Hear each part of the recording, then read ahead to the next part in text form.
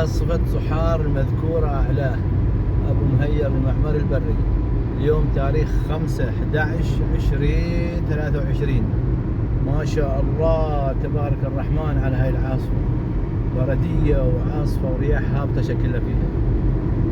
ما شاء الله ما شاء الله، بالقرب من دوار الصويحرة ومسارها للجنوب الشرقي. اللهم سقيا رحمة يا رب العالمين، لا سقيا عذاب. بعد شوي بندخل بالعاصفة. الحين أمطار غزيرة وحبات البرد. ما شاء الله تبارك الرحمن، ما شاء الله تبارك الرحمن. أبو مهير المعمر البري تشهد ولاية صحار حاليا عاصفة مع حبات البرد.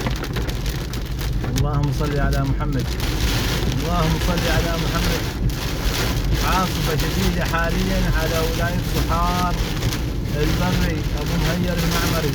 اللهم صل على محمد. أمطار غزيرة جدا جدا على محمد. اللهم صل على محمد.